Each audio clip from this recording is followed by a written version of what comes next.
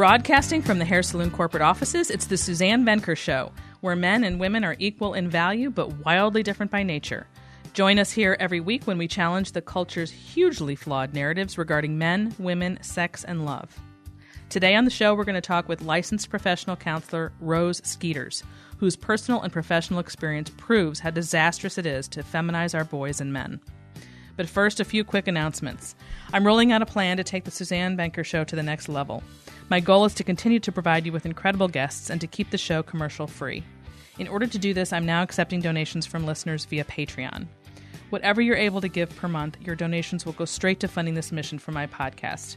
And best of all, when you become a Patreon subscriber, you get great perks like free ebooks, exclusive content, a live Q&A with me, and a shout-out on the show, depending on which tier you choose. And speaking of shout-outs, I'd like to take a moment to thank my new super fans, Kim, Kimberly, and Dante. Your support is greatly appreciated.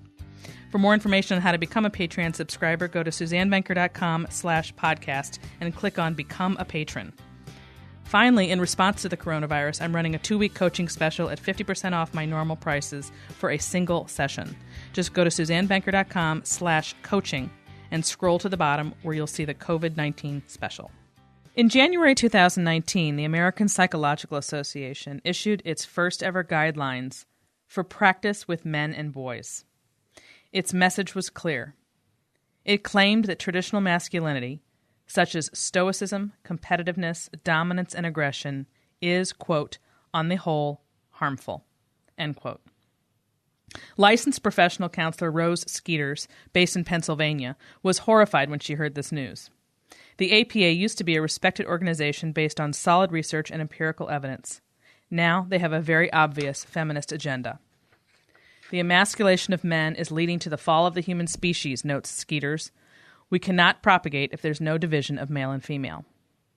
A former single mother of a son, Rose knows firsthand what the fallout of the feminization of boys and men will mean, not only for them, but for women and girls and for the future of American families. Rose and I will discuss the many ways in which the lack of distinction between male and female literally ruins lives. Welcome to the show, Rose. Thank you. Thanks for having me. Thanks for coming on. This is going to be great. I'm really looking forward to talking to you. So I'd like to just start out, Rose, by having you tell us your story. So just tell people in a nutshell who you are and why this subject matters to you so much. Sure. So I am, like you said, a licensed professional counselor, and I started my journey to become a therapist through, attending college at LaSalle University here in Philadelphia, Pennsylvania. And while I was studying become a therapist, I started off in a doctoral program. So I got pregnant in the program. I became a single mom. So I was trying to juggle a lot of things at once, trying to be a mom, a parent, become a professional, a psychologist. And through being in that program, I realized the importance of research. That's what they're really trying to drive home in these programs, training psychologists and training therapists. The APA at the time was this organization that really laid down the law, let's say, for what a psychologist should be, what's ethical and what's not ethical. So, I had really taken an interest in this as an organization. Now, unfortunately, because I got pregnant in the program, I was younger at the time. I was a single mom and I wasn't able to finish my doctoral studies. So my journey through just, being a therapist and being a single mom has really taught me to look at the facts, to be logical minded. And I know firsthand that having a child who doesn't have a father figure is detrimental to the child. It was very difficult for my son to adjust socially in school.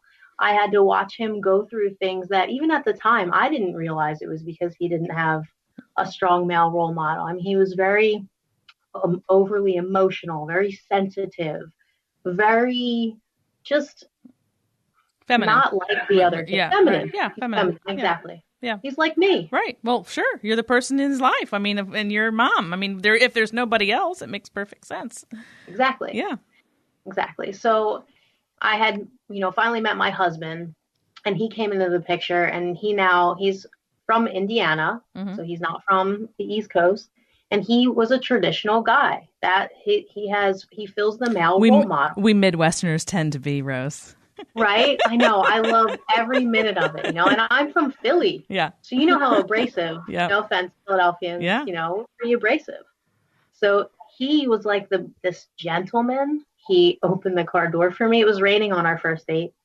And he walks me to the door with his umbrella and just like, I just go in my house. It was just so odd to me. And I remember thinking, this is it. This is like the guy that I've been always, wanting. This is really interesting. So did you not have, what was your experience with that up to that point? I mean, well, obviously it was unusual or you wouldn't have just said that, but I mean, did you ever, was it completely new to you in terms of not just your own experiences with men, but even your father and your mother and the things that you learned growing up? It was yes, it was completely new to me in dating, not necessarily my father and my mother. They had a tumultuous dynamic because my mother was really, she wanted what she wanted when she wanted it, and my father was an engineer. So they kind of butted heads because they were just different. Yeah. So I learned that romantic relationships should be really chaotic and unstable. Yep. Right.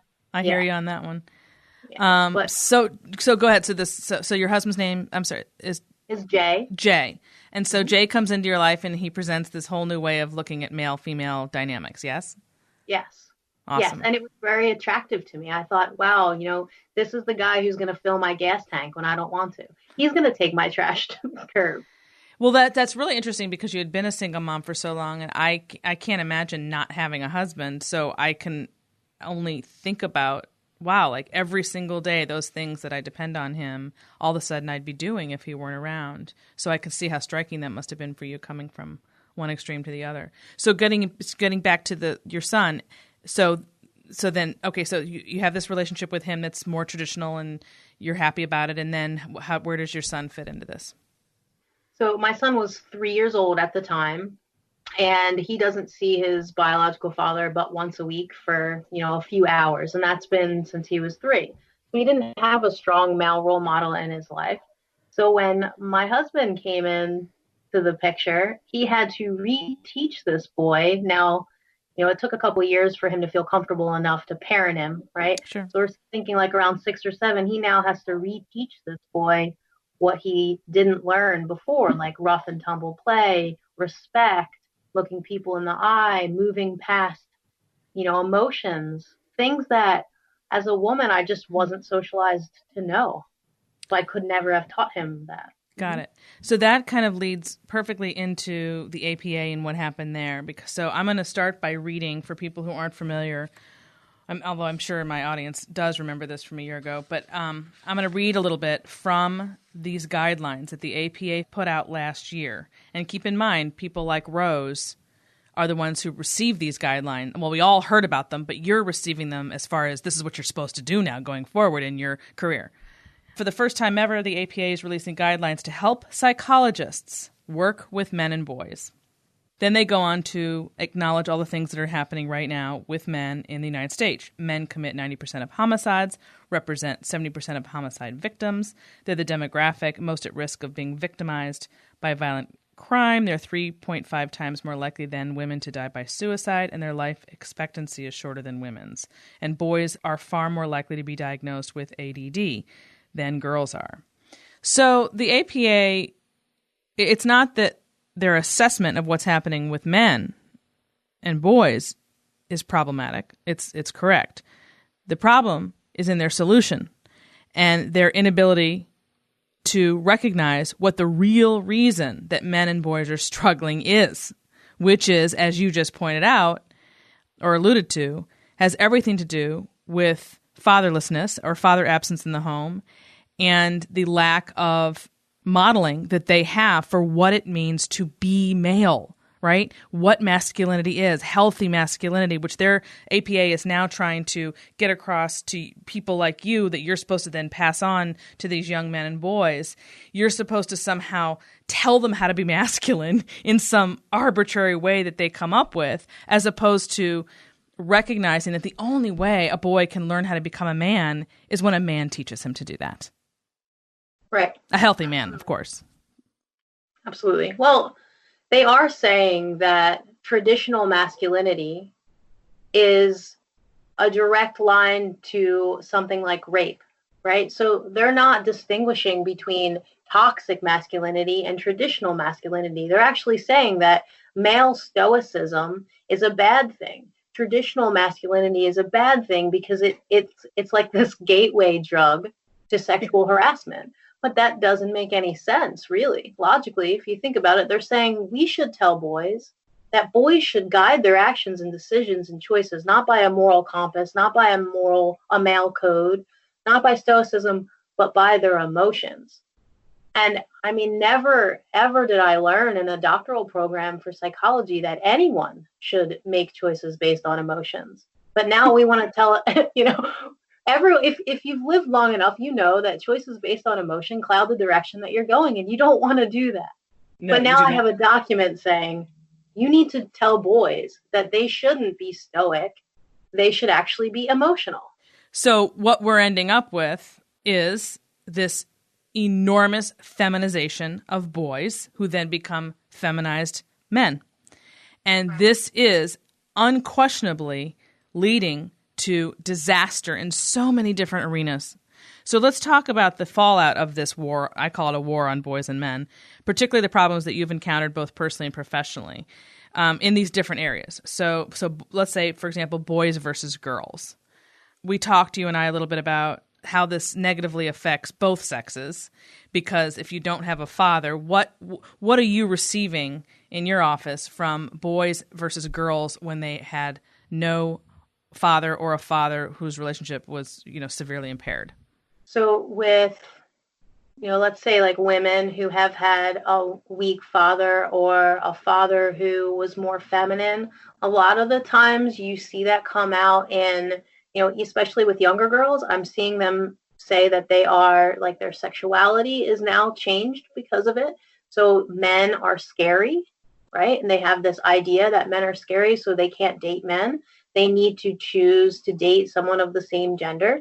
And so I'm not saying that that's everyone in the LGBTQI community, but it is, a large majority of young kids who didn't get an example of love, a man's love from a man. So their father was feminine. So now they're seeking love in this other way, by trying to find a same-sex partner. Yeah, it's a big taboo subject because same-sex attraction doesn't necessarily equate to being homosexual.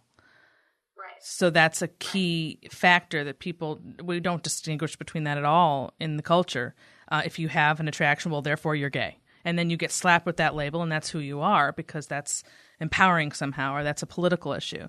But of course, that doesn't solve the real issue, which is that for at least half of this group, they're dealing with something much more complex as to why they have that same-sex attraction. So I know that was one thing specific to girls, and I would venture farther to say, so that's a little bit more clinical for you because I don't deal with that stuff. But I would say that when it comes to relationships with men, or boys or men, those who are having opposite sex relationships are completely confused as to what each person's role is supposed to be. Do you? I see that all the time. I don't know if you do. Mm-hmm.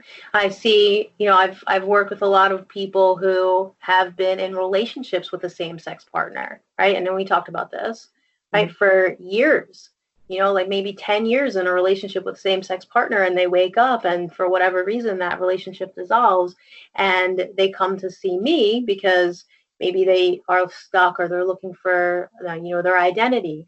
And, they come to find themselves. I do a lot of work around figuring out what your moral compass is. What is it that you believe in? Because your life is going to be very chaotic if you have no idea what you stand for. You need to have values. So once they start to come into themselves and figure out who they are, then the opposite sex becomes a little bit more attractive. So I have people who, are engaged, be married to women who had been in, same-sex partnerships, relationships for years. I find that incredibly fascinating. And I see it more in young people as being a trend. Well, young people, I mean 20-somethings or even younger, where they're experimenting a lot. And I think, yes, it's trendy to be, I think that it is, that's what I'm seeing, to be, especially for girls, to get with other girls. But But I think there's more to it than just it's the thing to do, like, in latest hairstyle. There's just no question that the breakdown of the family structure, the traditional family structure, has led to this in a huge way.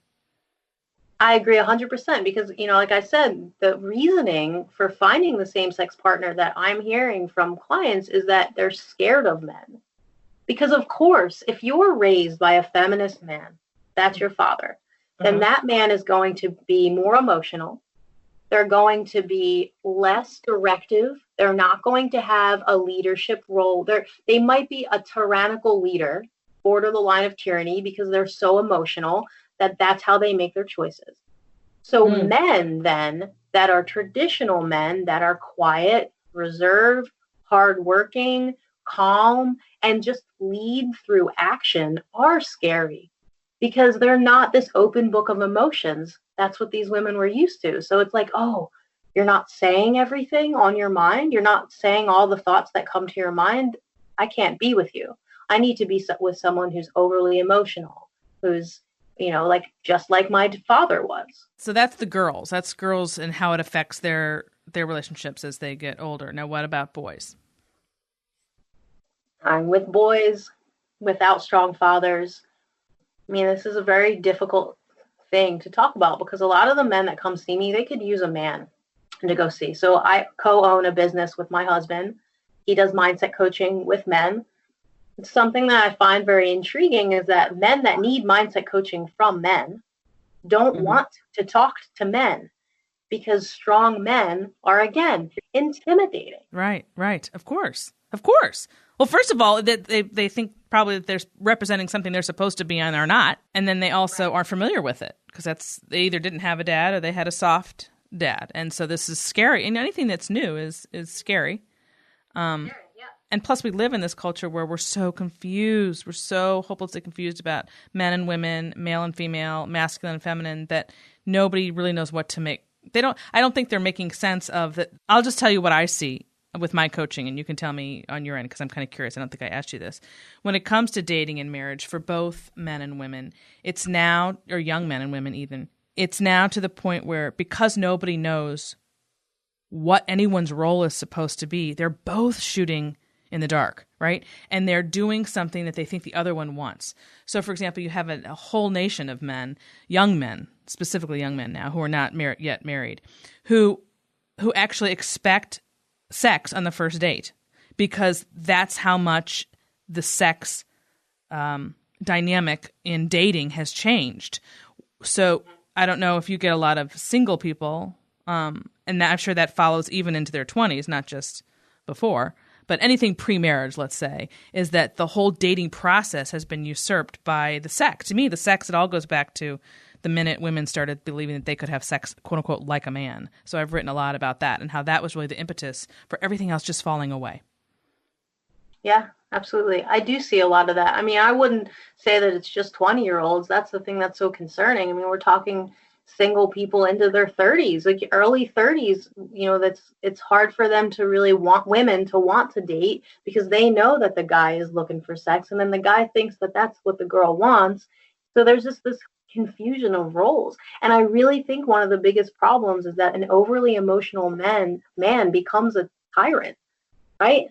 And so you have these people dating and it's like almost as if the men thinks that they have to be borderline abusive to be a real man. So men are supposed to be leaders. And I think that there is a natural gender divide between a man and a woman in a relationship. And the man is going to become a leader in some way. But if that man was never taught how to be stoic, right? Like Marcus Aurelius for years, this book, his writings have been famous, right? Because of stoicism.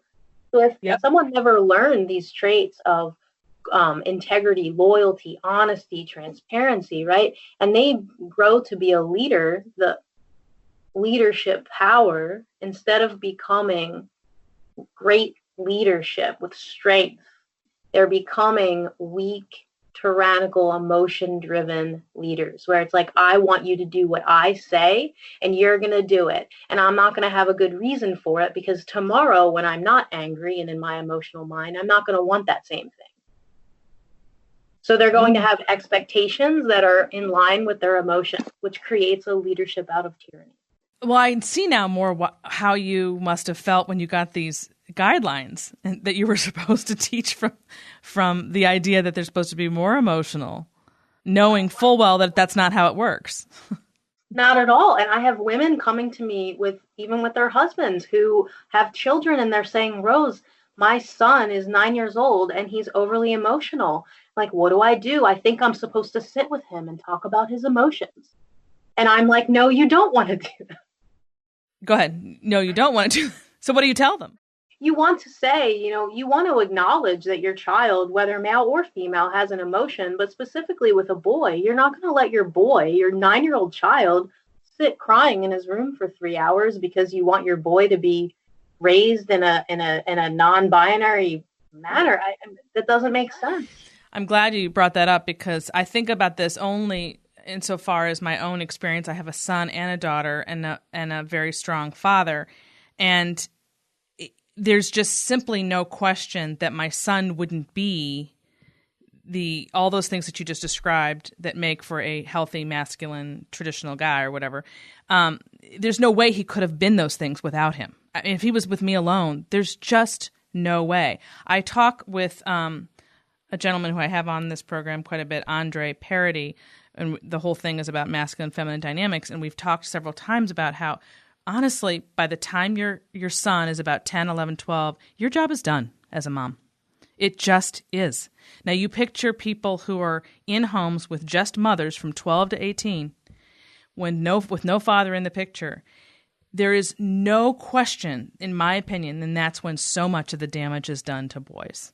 And of course, it's very unpopular to say this because if you happen to be a single mom, it's extremely difficult to hear, but I don't think that because it's difficult to hear, we can avoid talking about it because we're having the problems that we're having with young men in part because of this.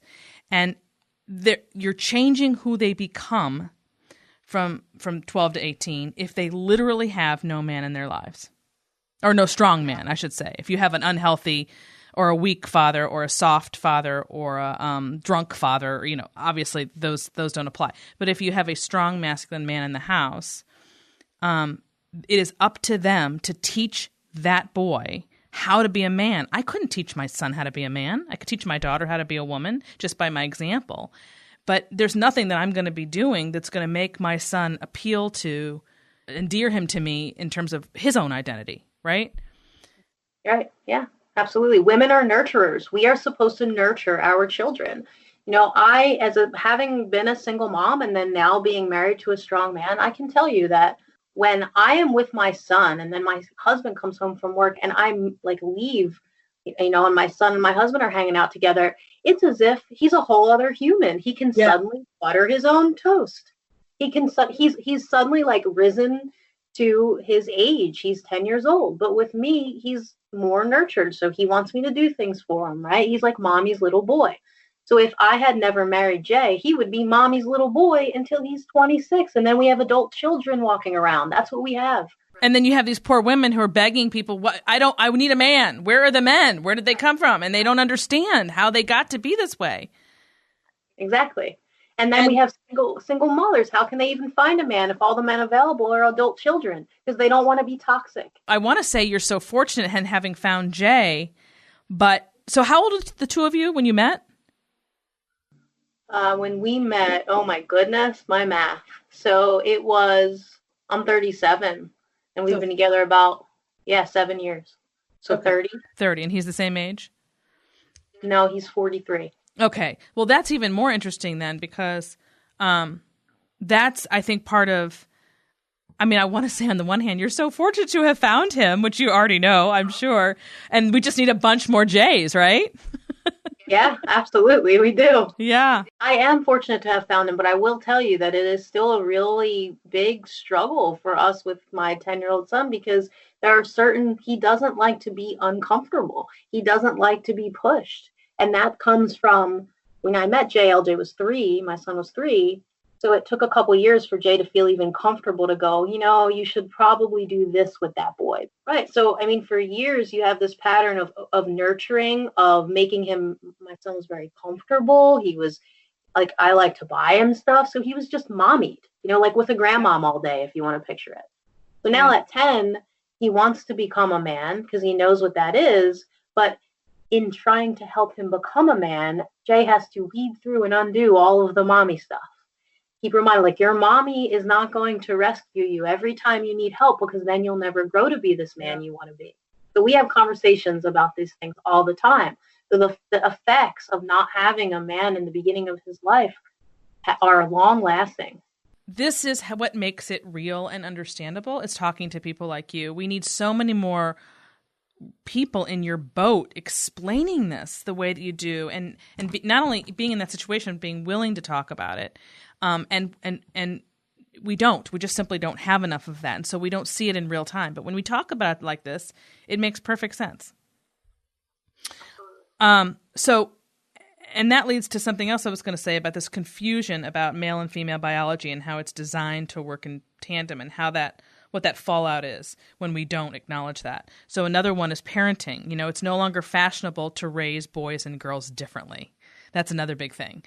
However I raise my daughter, I'm supposed to raise my son, and vice versa, as if they are literally interchangeable. Wrong, wrong, wrong, wrong, wrong. People come to see me to seek my services in order for me to tell them that that's wrong and change it back.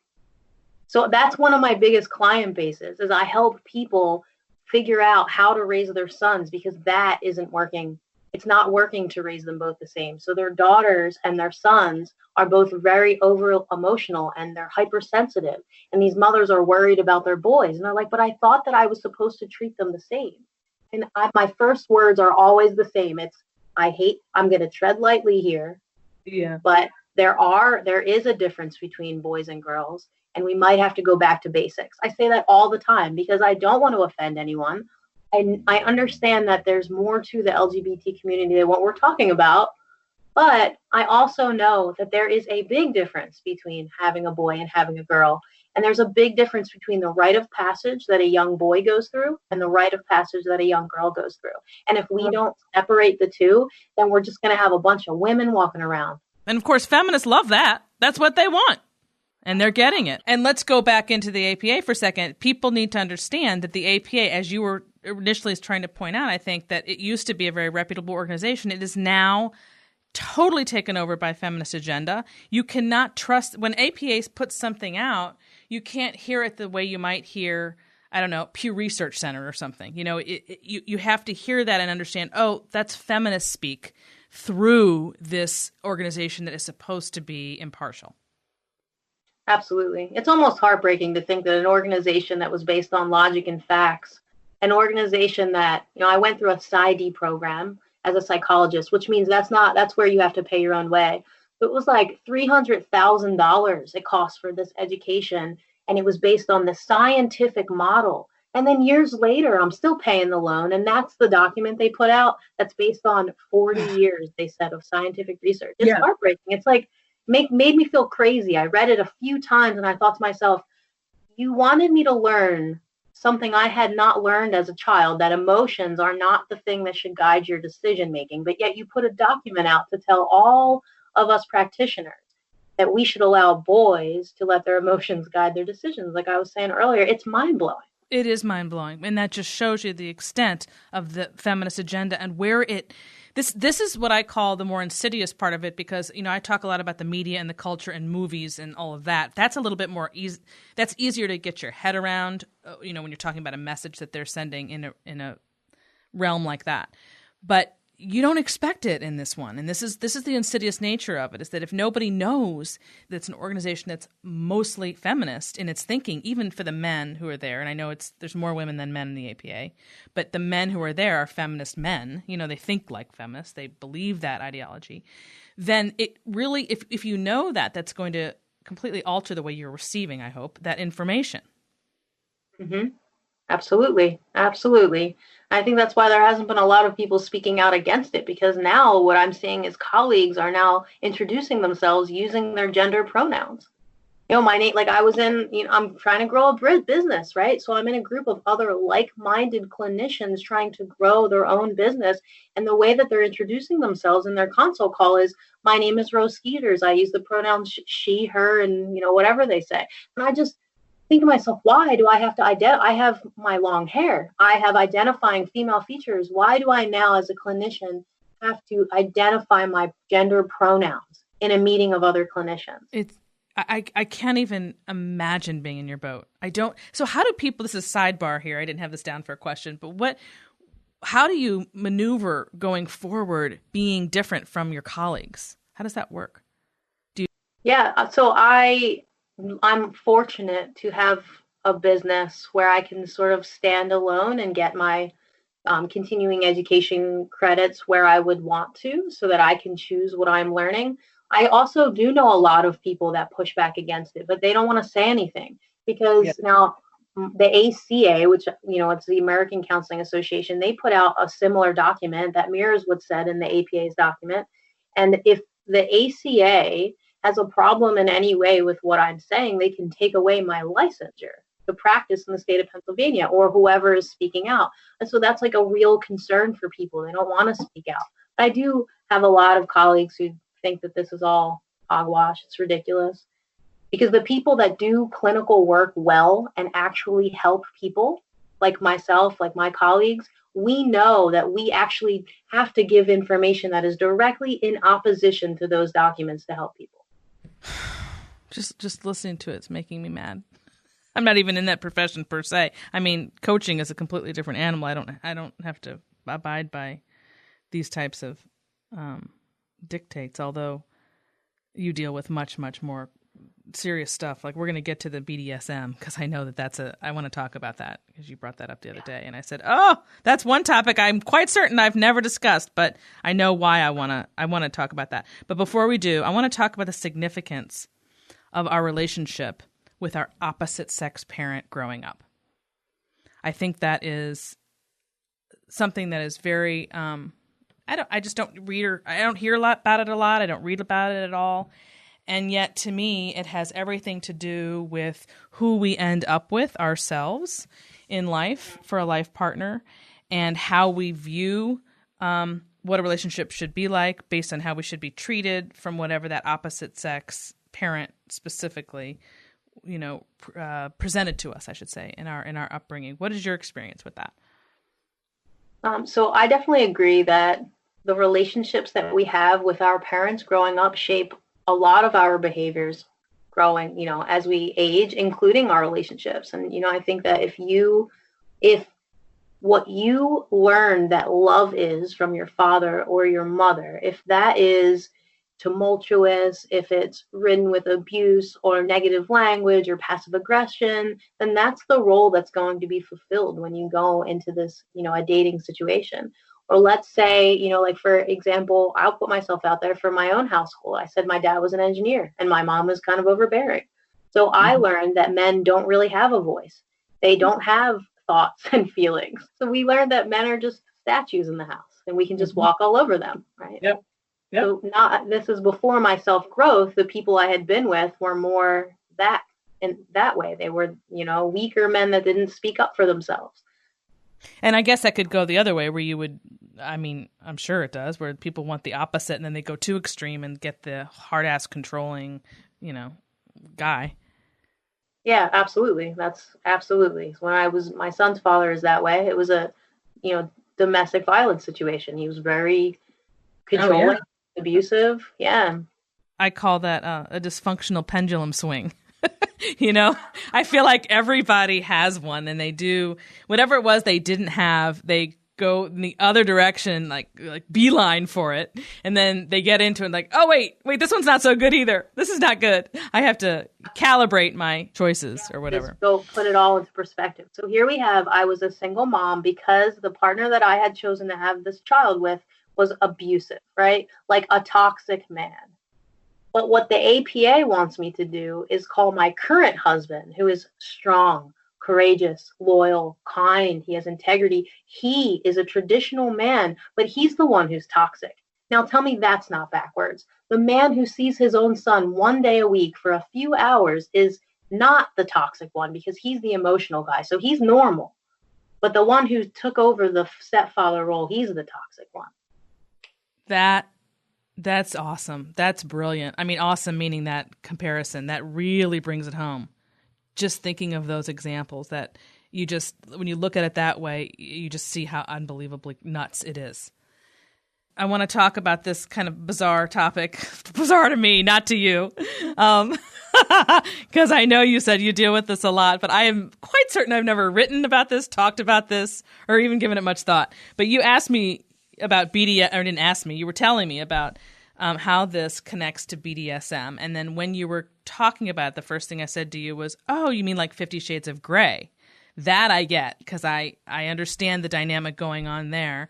So, of course, it had BDSM undertones in it, or maybe overtones, maybe all tones. I don't know. But so let's talk about why people get into that boat.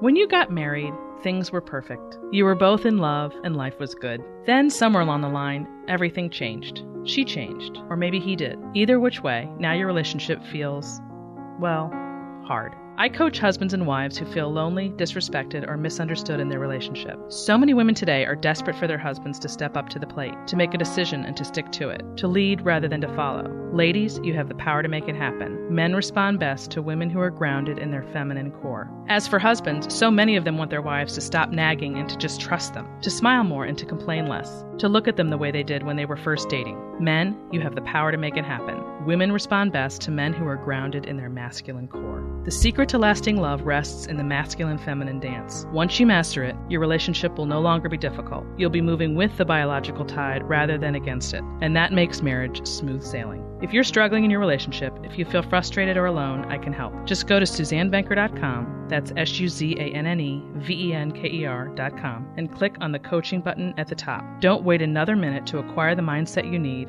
to find love and to sustain it. It's so much easier than you think. That's SuzanneVenker.com. So there are a lot of reasons why people get into that boat. So another disclaimer, just like we were talking about the LGBTQI community, this is the same. The whole BDSM community doesn't fall into what I'm going to talk about right now. Because I know that there are people who are incredibly passionate about BDSM being this way of life. And I'm, not talking about those people. I'm talking about young girls who are looking for a man who's going to take care of them. And they cannot find that because they end up dating a series of adult children, like we talked about, weak men. So then they come across someone who is in this BDSM community, right, which is this dominant, submissive relationship that they're supposed to have. So the man in this relationship is dominant over this woman. So it kind of mirrors this idea of a man being more traditional, but it's dysfunctional, and sometimes it can be considered sexually deviant, right? I think that's the fuzzy line. Sexually deviant is not a good way to put what happens in the BDSM community, because there are people who really love to be in that community. I always see these young girls I'm working with, they gravitate towards that, and I ask them, wouldn't you want to have a man who would just take care of you rather than going to parties where they're whipping people, or they're just getting whipped and having to have these conversations where these men are borderline abusing you, telling you when to talk and when you can leave your house? And the answer is always the same: yes, if I could find it. So if society was producing men that were traditional and strong leaders, I don't think that there would be as much of a pool. Sure, there's always going to be an underground BDSM community. There's always going to be underground everything, right? Like, it's been that way for years. But I just don't think it would be just so much in the public eye. People see 50 Shades of Grey, which is like the very vanilla, as they say, version of BDSM. I don't think I want to know about anything deeper. Well, young girls are really drawn to that. They're really drawn to this idea of a man being dominant, but in a leadership way. Leadership way. That's what I do. That's what I help women and men fix, I should say, in their relationships, that he is the leader. But that's a completely different animal than the BDSM world, which is what you're saying. There's this huge distinction. And while that group may always exist in the world, it wouldn't be so big, is what I'm hearing you say, if there were more men like my husband or your husband who are strong, masculine leaders. that we can all respect and admire, and who girls and boys, but boys in particular, need to guide them into adulthood. If we had those in abundance, which we used to have back when, most men were, quote unquote, traditionally masculine and thus, according to the APA, harmful. The funny thing is really? Okay, so the people that we're churning out, the boys and men that we're churning out today are somehow better than 40, 50 years ago. And their argument is almost always the same, which is, yes, because they're more involved on the home front and with their children, which I think is great. But that has nothing to do with the problems that you're trying to address with male suicide and all the rest that they've identified in these guidelines. The problems that are going on with men and boys are not a result of having had a father who didn't play on the ground with them as much. In other words, that's not it. That's not what it is, which is not to say that it's not good to play with your kids and change the diapers and do all of that. But the reverse isn't true, that if he didn't, you're going to churn out the suicide in both. I mean, that's ridiculous. I'm going to read a little bit more from the APA because I want to get to what's behind their motivations for why they're doing it. Prior to the second wave feminist movement, researchers assumed that masculinity and femininity were opposite ends of a spectrum, and that healthy psychology, identifying strongly with gender roles conferred by a person's biological sex. They call this old psychology that failed to take men's gendered experiences into account.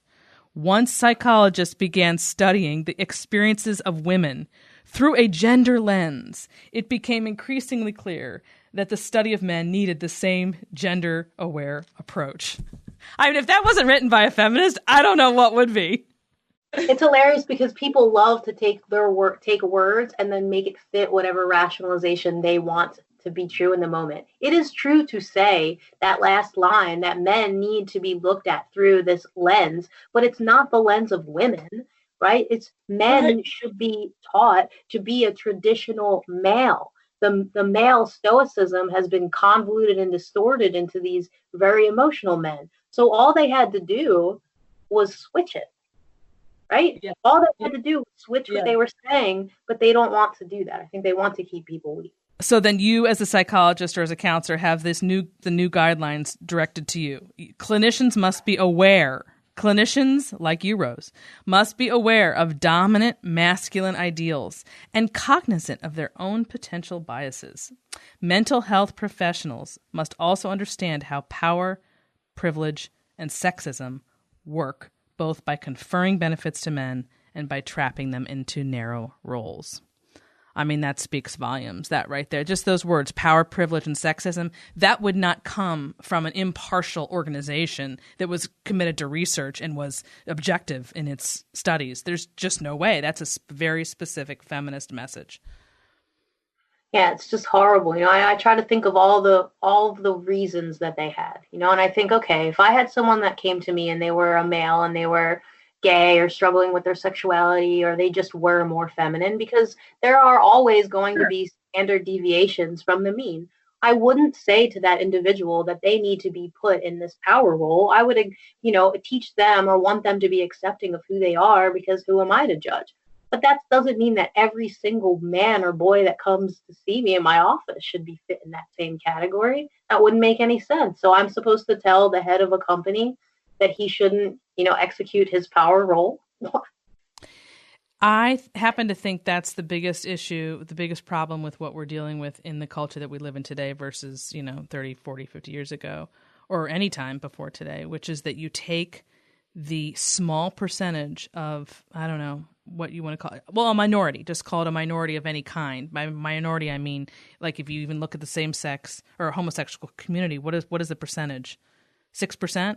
And rather than cater to that group on its own, with its own set of needs and whatever, the goal is to completely overtake the rest of the 94% and change them to accommodate this 6% so that they feel more comfortable in that world, I guess. I don't know, but the whole rationale makes zero sense. And I'm always saying that the majority needs a voice for too, right? Like, so that it has this appearance of being all accepting, and this is a proof of our acceptance, but in fact, you're not benefiting the group at all by going about it in that way.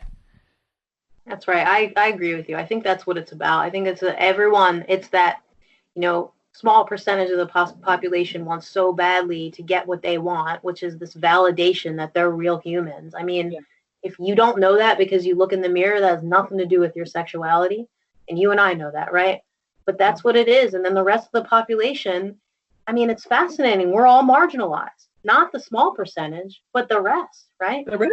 It's the 94%. We're now marginalized because I don't want my son to wear pink. I don't want him wearing pink. When he crosses his legs all the way, I tell him to uncross his legs. He's sitting like a girl. And then what do I get from him? My school says. They say at my school that I can cross my legs however I want to. And I'm like, no, you're not. You're not wearing pink because you are a boy and you're not going to cross your legs like that. If you want to wear pink during Breast Cancer Awareness Week, you can wear pink during that week alone. But it's things like that where I'm not going to let the school, the community, the sports teams, everyone around me tell me that my son should be raised to be part of a population that I don't want him to be a part of unless he chooses that. I can't imagine how you deal with that. It's in public school? Yes. I mean, my hat's off to you, Rose. I seriously don't even know how you do this in Philadelphia, no less. A major city, and in public schools. We sent our son to an all boys as fast as we could by 6th grade, and so we've been so fortunate. And part of it has to do with that is I couldn't cope. I didn't want to deal with what I'd have to deal with in the public school. So part of it was for me, not just for him, because it would be for me, my experience as well for all those years. I'm so impressed that you are just living your own life. That's a lot of pressure between public school and being a psychologist in today's world, and knowing what you know and living the way you live. That's not easy. That's impressive. Thank you. Yeah, it's difficult, but I have to stand by my values, my morals. I can't let other people push me, or else I won't be able to be a good parent to my son. I won't be able to be a good wife, mother, a good clinician. I have moral values, and I'm going to stand by them. Well, that's why I wanted to have you on, Rose, because that's what we do here at this show. That's literally the theme of the show, is not being ruled by cultural dictates and living what you know is right, despite that pressure. So I so appreciate you coming on. It was really great talking with you. So tell us where people can find out more about you, Rose. Sure. You can visit us on the web at thriveonlinecounseling.com. So like I was saying earlier, my husband and I co-own the business. So if you're a man and you're looking for some mindset coaching, you can work with my husband. Or if you're looking for some coaching or some counseling by yours truly, me, you can find me there as well. You can click on schedule a session, and we do free 15-minute consults. So we'd love to hear from you.